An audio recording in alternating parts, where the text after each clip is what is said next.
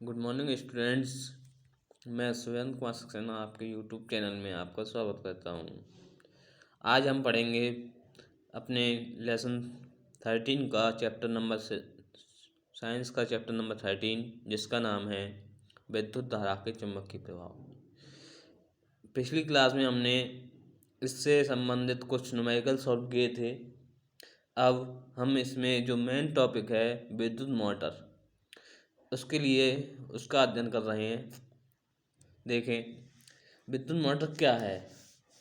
विद्युत मोटर एक ऐसी मशीन है, एक ऐसी युक्ति है जो विद्युत ऊर्जा को यांत्रिक ऊर्जा में परिवर्तित करती है।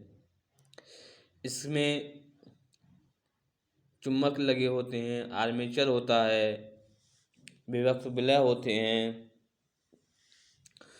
और जो बीच में एक रॉड लगी होती है जिस पर तारों को लपेटकर कुंडली बनाई जाती है।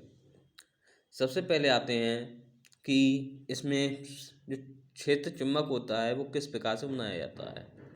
इसकी रचना देखेंगे तो रचना के मुख्यतः 3 भाग हैं। नंबर 1, क्षेत्र चुंबक। यह एक प्रबल स्थायी चुंबक होता है जो विद्युत चुंबक N और S होते हैं, जिसके उत्तर और दक्षिण ध्रुव क्रमशः N व S हैं। क्षेत्र चुंबक के बाद आता है मोटर के बीच एक कुंडली लगी होती है फेरों की, तार की लपेटों वाली, उसे हम आर्मेचर कहते हैं। ये अनेक फेरों वाली एक आयताकार कुंडली होती है जो नर्म लोहे की करोड़ पर तांबे के पृथक्कृत तार को लपेटकर बनाई जाती है। यह कुंडली चुंबक के ध्रुव खंडों के बीच घूमने के लिए स्वतंत्र होती है। तीसरे नंबर पे आता है जो कुंडली घूमती है। इस कुंडली को घूमने के लिए इसमें बुश, विभक्त वलय तथा बुश लगाए जाते हैं। विभक्त वलय पीतल का एक छल्ला होता है जो 2 बराबर भागों में विभाजित होता है। ये दोनों भाग एक दूसरे से अलग रहते हैं तथा आर्मेचर की कुंडली का एक सिरा एक भाग से तथा दूसरा सिरा दूसरे भाग से जुड़ा रहता है। यह वलय आर्मेचर का ध्रुवखंड से जुड़े रहते हैं, जिसमें ये आर्मेचर के साथ घूम सकते हैं। विभक्त वलय जो होते हैं हमारे ग्रेफाइट के 2 खंडों को स्पर्श करते हैं, जिन्हें हम बुश कहते हैं। इन खंडों को बुश कहते हैं। इन बुशों को संबंध संयोजक पेचों से होता है। इन पेचों का संबंध बैटरी के टर्मिनल से होता है। जो बुश होते हैं उन्हें हम तार के द्वारा बैटरी से जोड़ देते हैं। जब इसमें धारा प्रवाहित की जाती है तो धारा एक बुश से कुंडली में प्रवेश करती है तथा दूसरे बुश से बाहर निकलती है। इसका सिद्धांत क्या है, किस सिद्धांत पर कार्य करता है, मोटर हमारी किस सिद्धांत पर कार्य करती है, तो देखते हैं। जब इसमें धारा प्रवाहित करते हैं तो एक तरफ से एक बुश से धारा प्रवाहित हुई और धारा प्रवाहित होने के कारण इस तार में धारा प्रवाहित होने लगती है और तार में धारा प्रवाहित होने से इसके चारों ओर एक चुंबकीय क्षेत्र स्थापित हो जाता है, जो इस चुंबक के कारण क्या कहता है, इस पर एक वैद्युत वॉल्यूम कार्य करता है जो इसको घुमाता है। उसके कार्यविधि आगे पढ़ेंगे, पहले सिद्धांत देखते हैं। जब किसी कुंडली को चुंबकीय क्षेत्र में रखकर धारा प्रवाहित की जाती है तो कुंडली पर एक वॉल्यूम कार्य करने लगता है। यह वॉल्यूम कुंडली को इसके अक्ष को घुमाने का प्रयास करता है, जिसकी दिशा फ्लेमिंग के बाएं हाथ के नियम के अनुसार निर्धारित करते हैं।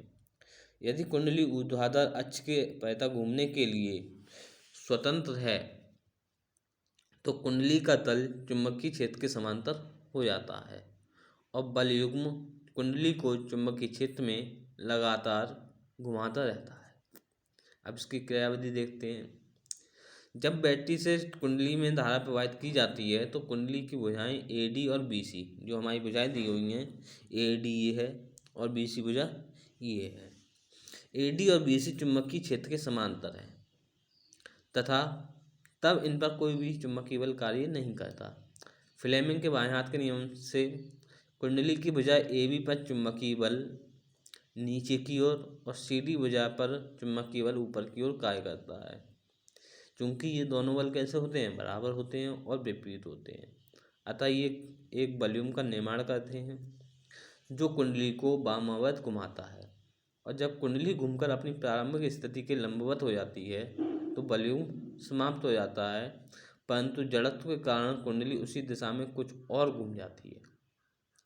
चूंकि कुंडली के साथ साथ विभक्त वलय भी घूमते रहते हैं, अतः विभक्त वलय एक बुश से दूसरे बुश के संपर्क में आ जाते हैं और ये स्थिति आते ही धारा की दिशा बदल जाती है और बलयुग उसी दिशा में लगता रहता है। कुंडली निरंतर घूमती रहती है और कुंडली के घूमने के कारण ही उसके धुराखंड का गतिज ऊर्जा प्राप्त होती है।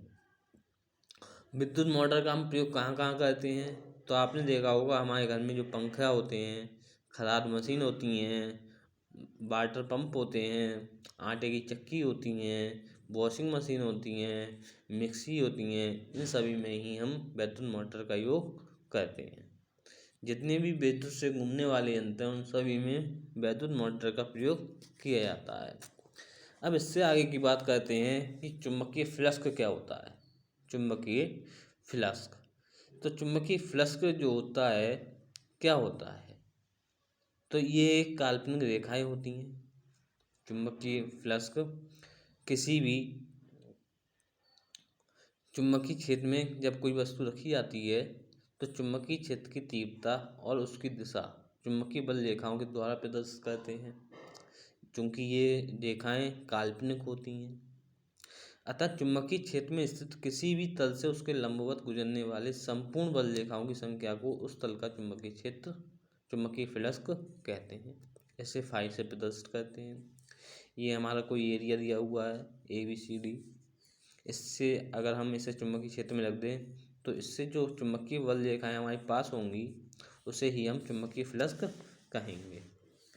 यदि A क्षेत्रफल का कोई तल है जिसमें B प्रबलता के चुंबकीय क्षेत्र में के लंबवत रखा गया है तो एकांक पृष्ठ के अभिलंबवत गुजरने वाले बल रेखाओं की संख्या बराबर B कहलाएगी और A से क्षेत्रफल अभिलंबवत गुजरने वाली इन बल रेखाओं की संख्या BA, अर्थात चुंबकीय फ्लक्स फाई बराबर BA कहलाएगा और B.A कहलाएगा।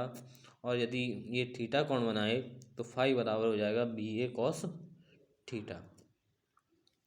चुंबकीय फ्लक्स का मात्रक जो होता है वेबर होता है अथवा न्यूटन मीटर प्रति एम्पियर होता है।